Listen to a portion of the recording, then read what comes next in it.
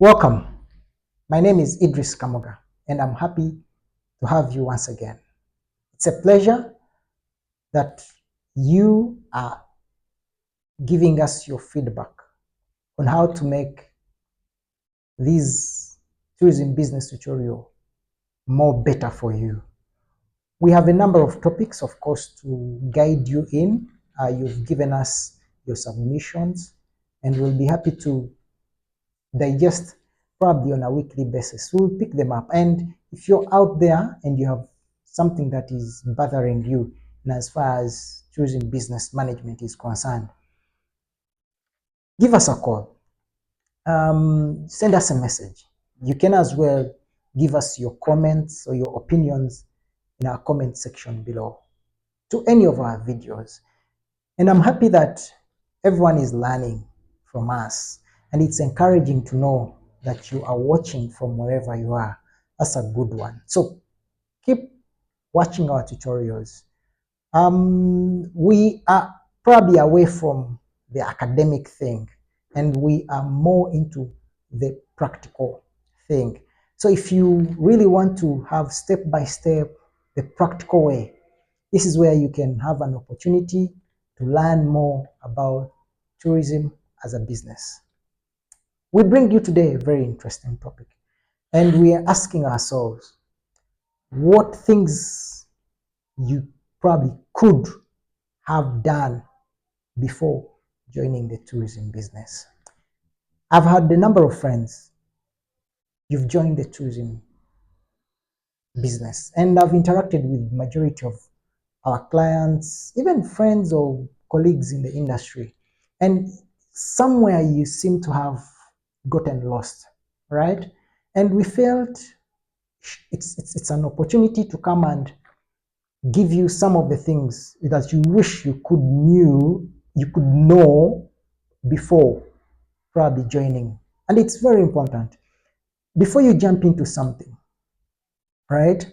At least you have some due diligence here and there that you could do all that stuff. And today we bring you these 5 key things that we wish you knew or you could have done before joining the tourism industry or the tourism business. And we want to dive in with you slowly by slowly. And you'll agree with us that all these, and among others, but we can't exhaust them, but we've brought you 5 of them, right? And in no particular order, we want to share with you these key things.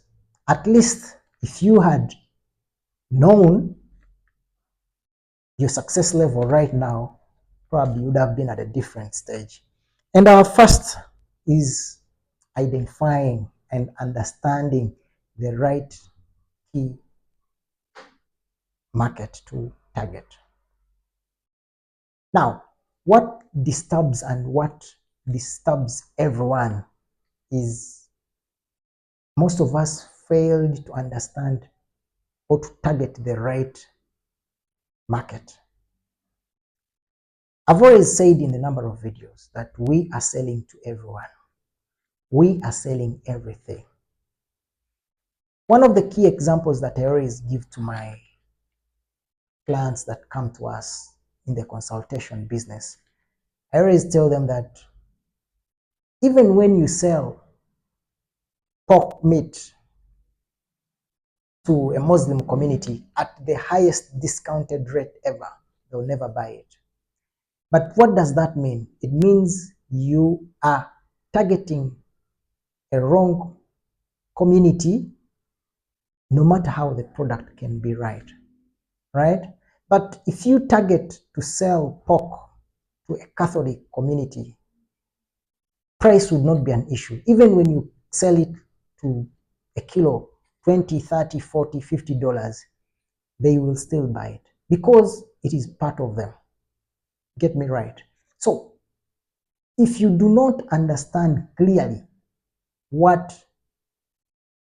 your market that you're targeting, and these are key things that you must ask yourself. And I've always told people that, who are you targeting? And someone started the tourism business, he doesn't know the market he's targeting, he doesn't know the requirements of that market, neither does he understand what are the preferences of the market. So this is where you get lost from. And in the end, business disturbs you. So are you able to identify? Do you realize that you wish probably you knew that you would target a particular segment of the market, right? You would have done some research to understand the key requirements or preferences, interests of that market. And this is where successful tourism business entrepreneurs are actually taking a step further from any other. If you're choosing budget clients, know how to and what are their demands. If you know that their key requirement is something which is not above $100, then you can custom make your products to fit their budget. That is one of the key takeaways that you could wish probably you knew it before joining the tourism industry. At point two, we have gaining the right training, product knowledge, experience. I want to give you a story of a client that walked to me. This young girl, she was from the university. She said, I want to start probably doing tour operations. I said, that's fine. But I asked, what's your work experience or background? She said, no, I've just finished university. And I told her in my own words, can you find a place where to work for about 3 to 4, 5 years?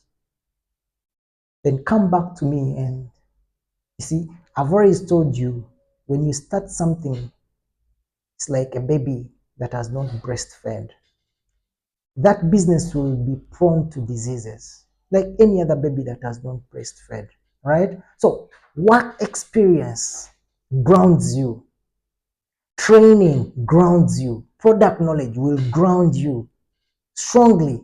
So if you want to start tourism as a business, find a place where you can probably volunteer, where you can work. If you feel 2 years it's too big, probably do 1 year.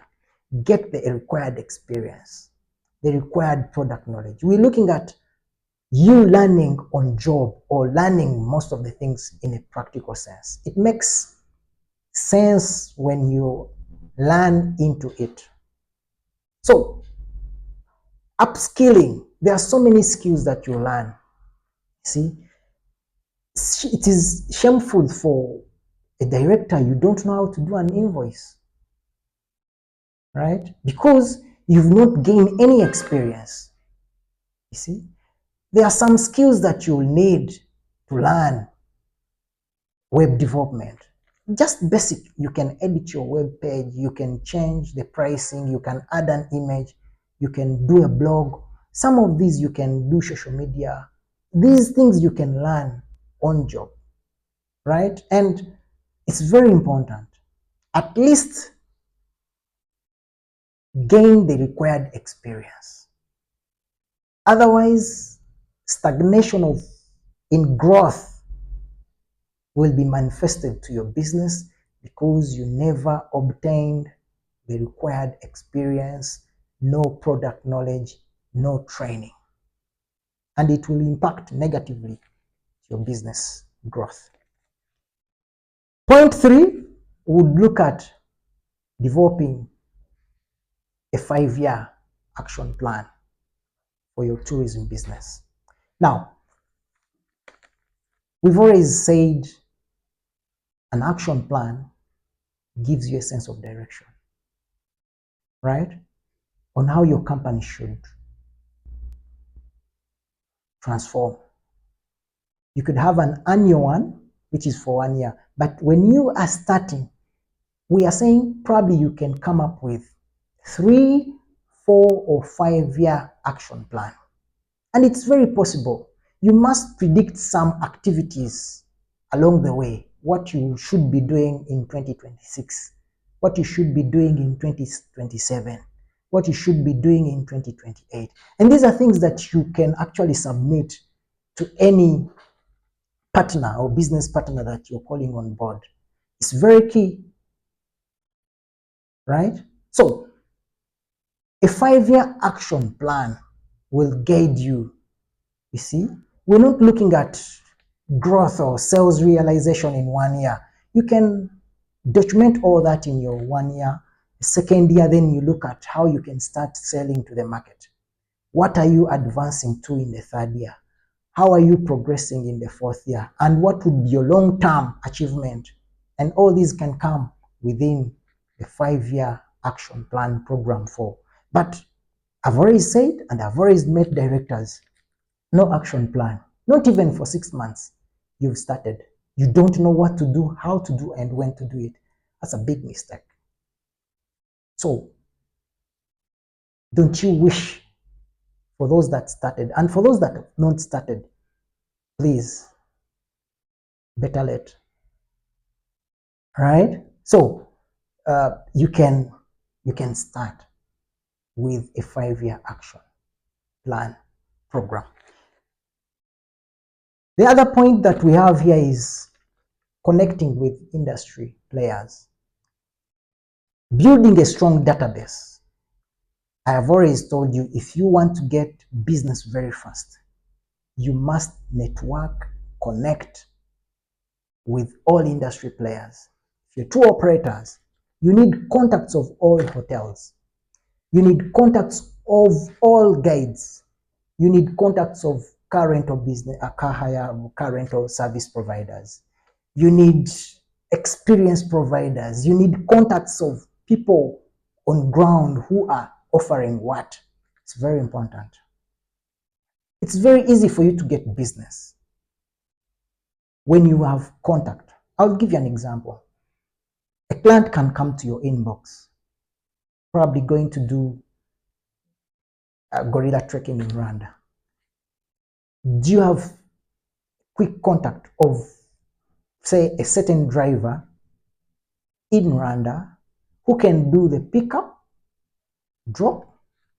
Do you know who to call to make that booking of a given lodge? And this is how quickly you can. So one of the biggest mistakes, you open shop, you don't have any contact, and you're going to call Idris, say, hi Idris, can you give me a contact for, and I've got so many of these. I need a contact for one and only. You should do all this prior. They should be in your contacts. It's a call away, get business. I need 2 rooms, 13th and 14th. Get back to the client, availability is fine. Are you ready to proceed? Yes. Can you pay? Pay. Contact the hotel. How do we pay? Get your commission. It's earned. But what rather bothers is you have literally no contact, you have no connection with any hotel, any ground person, any service provider, which is a very huge mistake. So I wish you knew this before you started your tourism business. And our last key thing here is finding a tourism business coach. Now, majority of you, I want to be honest, the way you've started, the way you have started, you probably visited a national park with friends. Probably you went on an Easter break organized by a friend. And when you came back, you opened your WhatsApp, shared photos on your status, Facebook, you launched your Twitter, probably your name combined with your wife's name, you formed a company. Not registered, could be registered after, but you did not have time to find a tourism business consultant or a coach to give you an insight on what you are preparing yourself to come in. Tourism is a very fragile industry. It's a seasonal industry. You must understand all these dynamics. right? So, and having a tourism business coach or consultant will guide you on every step, right? Remember, we've got activities that require less money but gives you a bigger impact. And there are those activities that you would probably get more impact and require more money. And pacing those activities, guidance through all those activities, you will require a tourism business coach, a dependable one, a reliable, a professional one. But here you come, you open your business after coming back from whatever trip you had on, you visited probably Brevard Sands Beach, you're excited. I think now I can start taking people to Brevard Sands. Of course, you had 2 days there. You start advertising on WhatsApp, you draw your flyer, say we are taking using the photos that you took, but you've not understood the dynamics of the tourism industry. So get time and meet a reliable tourism business coach. And we are here for you, probably, to give you a sense of direction on how to start, run, manage, and grow your tourism business. Otherwise, I hope you've learned something today. Give us your opinion on what you wish you could have known before joining the tourism industry. Let others learn from you as well, right? And we also want to learn from you. Tell us those opinions or those things that you wish, probably. If you agree with us, of course, you can give us a thumbs up and let us know that exactly those are the things that I wish. Otherwise, I want to wish you a very good evening, and do not forget to follow us on our social media handles. We're on Facebook, Twitter, LinkedIn, and of course, to subscribe to our YouTube channel. Thank you, and I can't wait to see you in our next video. Bye-bye.